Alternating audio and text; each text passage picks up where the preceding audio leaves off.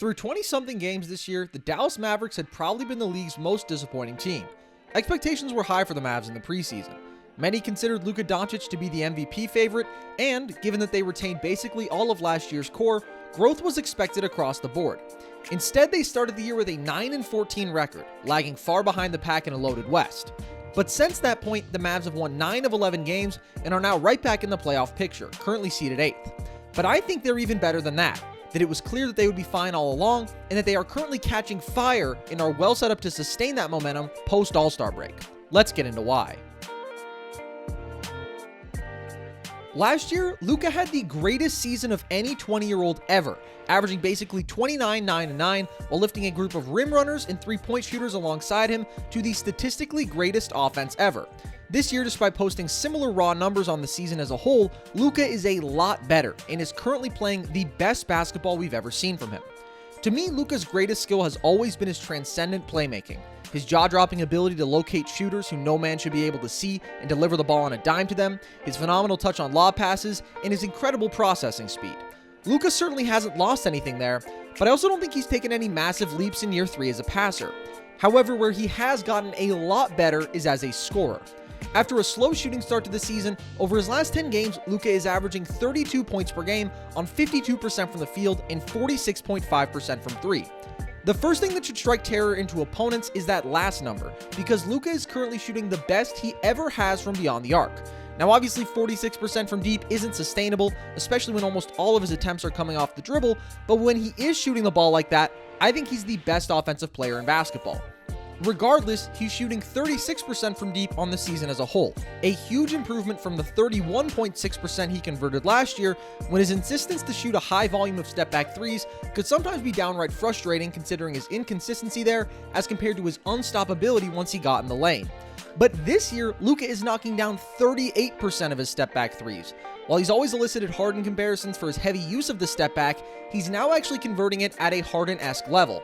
That shot is both unstoppable and efficient, and it paralyzes defenders who can play 22 seconds of good defense only to watch a rainbow fly right over their heads and through the rim.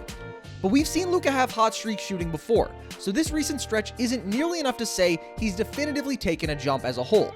But his growth as a shooter is far from the only area in which he's progressed. Luka's also improved on another signature shot of his, the floater. He has easily the best change in pace in basketball and is the master at trapping defenders on his back, which makes the floater an essential weapon of his. While Luka's touch has always been elite, he made just 43% of his floaters last year, a solid number. But this season, he is up at 57% on high volume and has, in my opinion, maybe the best floater in basketball. But Luka hasn't just gotten better at his go-to moves. He has completely added dimensions to his game as a scorer as well. He largely neglected the mid-range last season, leading into the Harden-esque threes and free throws only mentality, but he's used the mid-range to great effect this season, shooting almost 45% from there and having already made more than twice as many mid-range jumpers as he did in all of last year. This will never be a signature trait in Luka's bag, but it doesn't have to be. It just makes him even less predictable and gives him even more counters. Commit hard to the drive, and now he'll punish you with a 15-foot step back, or simply stop on a dime to hit it as you go flying by. That has real value, particularly in the clutch. Luka has also leaned in more to his post-game, where he's always been exceptional for a guard, with ridiculous footwork, pump fakes, use of step-throughs, and of course, touch. Luka's posting up almost twice as much as he did last year, and is executed at above-average efficiency there. Of course, he also adds value to his playmaking when he plays out of the post, as teams are forced to pick their poison between letting Luka cook one-on-one, or basically willingly choosing death by sending a double.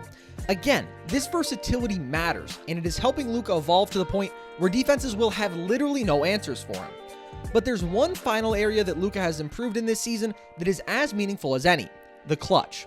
Last year, far and away the biggest weakness in Luka's game was his clutch inadequacies, as he averages 2.8 points per game in clutch situations on 36% from the field and 17% from 3, and too frequently settled for tough step-back threes, taking half his clutch shots from beyond the arc. This year, Luka has excelled in crunch time, averaging 3.9 points per game and shooting 50% from the field and 38.5% from 3, while taking just a third of his clutch shots from deep. The value of his step back is undeniable, and it's a terrifying weapon that has delivered some earth-shattering moments on the year. But Luka has shown more of a willingness to get into the lane and create high-probability looks in the clutch this year, and his improved mid-range game also adds another element there that will pay big dividends long-term. On a small sample size, he's also shooting 21% better from the line in the clutch, which may just reflect a little more comfort in those situations. So yeah, Luka's a lot better, and now that he's found his groove shooting, all of the preseason MVP hype that he garnered is going to start to look a lot more justified, and the Mavs are going to be really scary. But it's not just Luka's growth that tells you that the Mavs are going to turn things around. They have been extraordinarily affected by injuries this season. Porzingis, Dorian Finney-Smith, Josh Richardson, and Maxi Kleber have all missed at least 9 games this season. That's 4 of the Mavs' 5 presumed starters. In total, those 4 and Luka have only played in 10 games together, but they've won 6 of the last 7 in which they've all been healthy, and in the 128 minutes they've played together, have posted an offensive rating of 131. Obviously, that's a very small sample size, but keep in mind the Mavs set the all-time record last year with an offensive rating of 115.9. When they've been healthy, they've been lethal, and they're finally getting healthy.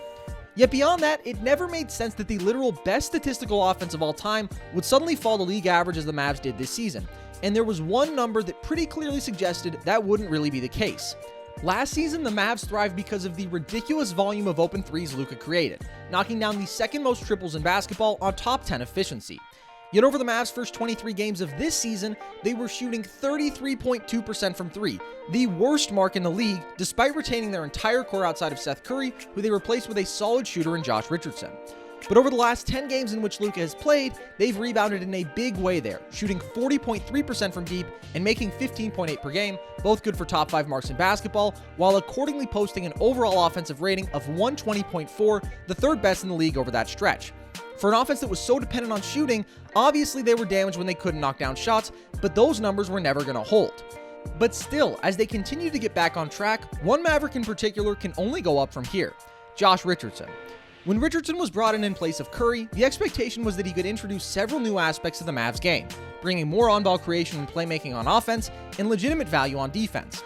In some ways, Richardson has excelled this year. He's been tremendously efficient in isolation and solid out of the pick and roll as a second option to Luka, and is far away shooting at career-high efficiency from inside the arc as he benefits from the best spacing he's ever had. But one number has limited Richardson's production all year long: the fact that he is shooting 27% on catch-and-shoot threes. That makes most players flat out unplayable, but for a career 36% three-point shooter, it's a number that will dramatically improve throughout this season, and it gives the Mavs a potential number 3 option with more diverse value than any secondary piece on last year's roster. And here's one more final element to the whole law of averages theme.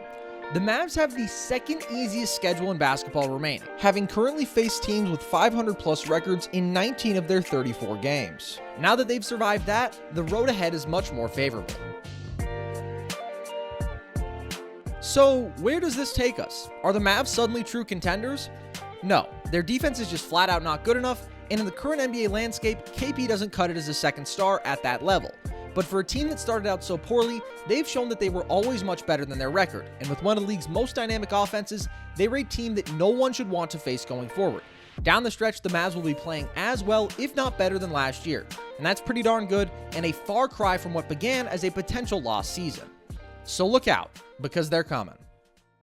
To everybody who has made it this far, thank you so much for watching, guys. I really hope that you've enjoyed. If you want more content like this, you can go ahead and check out, obviously, our YouTube channel as a whole, where we do breakdowns like this a bunch, or you can check out our podcast, Nerd Sesh, that I do with my buddy Logan Camden. We do 3 shows a week, a sports history pod on Monday, and then Wednesdays and Saturdays, we talk NBA, and we're trying to do the Wednesday show live here on YouTube for the most part, so you can get that on your calendar and try to tune in for that as well. But other than that, guys, appreciate you watching. Hope you enjoy.